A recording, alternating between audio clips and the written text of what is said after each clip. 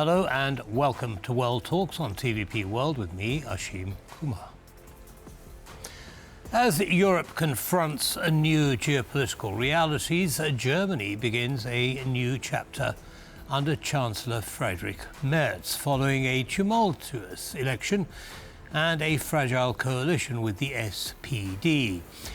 At the same time, Poland is host to Defence 24 Days, the largest defence and security conference in Central Europe during its EU presidency. Well, to explore these developments, we're joined by Garvan Walshe, CEO and founder of Article 7 Intelligence for Democrats, to unpack the political, economic and security implications shaping the region. Mr. Walshe, welcome to TVP World. Thanks for taking the time. Thank you. Good evening. So tell us your view on the election, eventually, of Chancellor Merz. What happened? Well, it was, as Lyndon Johnson always used to say, the first rule of politics is learning how to count. And clearly Merz made a bit of a mistake in his whipping operation. This is, it's of course difficult because this was a secret ballot, and it's possible that certain politicians may have promised that they would vote for him and then actually in secret voted the other way. This happens, it's politics. It shows that he needs to do quite a bit of work, making sure that his coalition stays together. He needs to learn how to relate to the different factions across the coalition, from the left of the SPD to the right wing of his own CDU-CSU sub-coalition. It's a, it's a reflection of these kind of polarized times and why you need a certain amount of political skill to navigate them. He's he managed to get over the line in the second vote, and that shows he's had to learn quite quickly. That makes perfect sense, Mr. Walshe. But here's the thing: the fact that he tripped over, he stumbled in the first round, came as a big surprise, didn't it, to most people? Why? Well, I presume it came as a big surprise to him too. Yes. There was. Now, we don't know whether there was some kind of coordinated plot from various people who didn't like him, or whether it was a spontaneous thing where people say, okay, I'm going to vote against him. It's a free hit. It's a secret ballot. I don't want him to have too big a majority. I just want to take him down a peg or two. But obviously, it'll get over the line. You had something similar in the Conservative Party leadership election, and there it resulted in supporters of a particular candidate not getting their candidate into the final round. These kind of too clever by half things are the kinds of things that members of parliaments often do. But really, he should have had a whipping operation that was sure he'd get all his vote through. And he made a number of miscalculations earlier when he was trying to get a vote on migration policy over the line in the old Bundestag. He didn't manage that either. He had to do another attempt. He needs a chief whip with good attention for detail who can make sure that those people who need to support him do. Well, I mean, it all sounds a bit shaky, doesn't it, even at this early stage of his chancellorship. How stable is the coalition? Like, removing a German coalition is much more difficult. Now that he's there, there has to be a sort of constructive vote of no confidence. So they would need to actually, find alternatives. There aren't any obvious alternatives. I mean, there aren't even any mathematical alternatives. The question will come on certain votes. Is he able to get his legislation through? If there are rebellions in his own coalition, will he be able to do deals on an issue-by-issue basis with, for example, the Greens or the Linke, the left-wing party? He needed to do such a deal today in order to get this second vote in today. They needed a two-thirds majority, and he was able to do a deal with them to get that over the line. We'll see what he promised them in order to get that done. Obviously, a deal with the AfD, the far-right party, the pro-Putin party, is out of the question. But it shows that he's going to need to be a little bit more creative than a normal kind of top-down kind of German coalition would have been.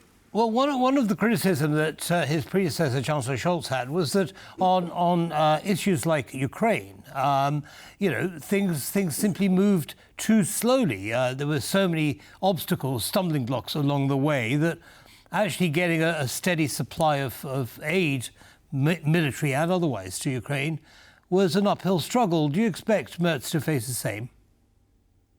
Well, many people say that the main agent of that uphill struggle over Ukraine in the last German government was actually Chancellor Scholz himself. Merz obviously won't be second-guessed by himself when he's Chancellor. There may be some rebellion, particularly on part of the Social Democrats.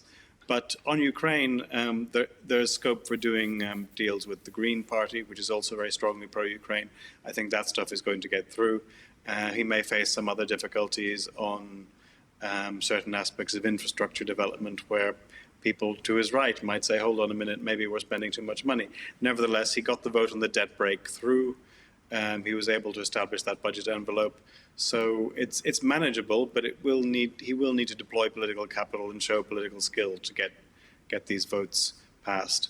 But we've seen other leaders, for example, Pedro Sanchez in Spain rules as a minority government, where the system is quite similar. He's able to hang on because it would be impossible to find an opponent that would actually be able to remove him. Merz is safe for the same reason. Understood. Now, bearing that in mind, do we expect more latitude in terms of the way in which German weaponry is used by Ukraine? So, for example, will they now be allowed to attack Russian military targets in Russia? And will they be allowed to attack them with more useful weapons like the Taurus cruise missile? I mean, Merz has indicated that's going to go to Ukraine. It has a significant range, and it's the kind of thing that, had it been supplied secretly some time ago, would have been very effective because of the delays. Although it's still a very capable missile, because of the delays, it's not necessarily going to be as effective because the Russians are able to use countermeasures. Nevertheless, if it's surrounded by a number of the very numerous drones that Ukraine is now able to deploy, it can still penetrate Russian defenses and help Ukraine defend itself. Right, well, we should watch that closely, see what happens. I'd like to move on to the Defence 24 Days conference that's being held in Warsaw. 50 senior international delegates involved.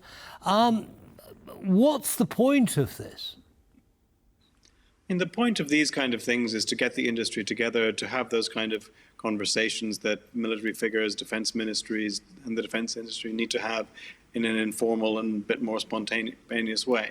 These things can galvanize cooperation. They can help generate creative ideas.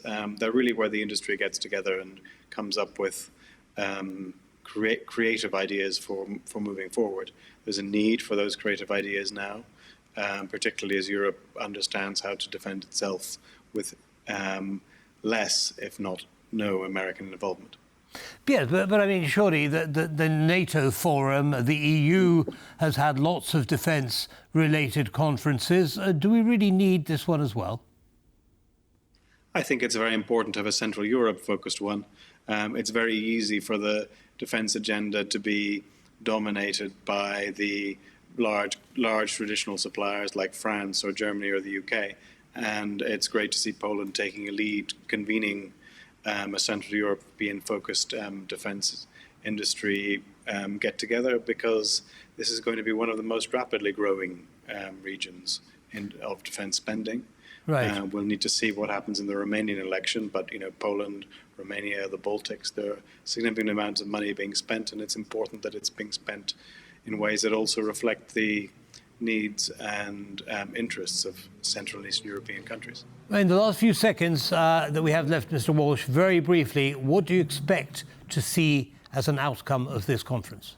We don't really get concrete outcomes as such, but what you do see is much better cooperation, new ideas for dealing with new technologies. Hopefully we'll see something on drones, on the use of advanced artificial intelligence and software that will make all our systems much more capable.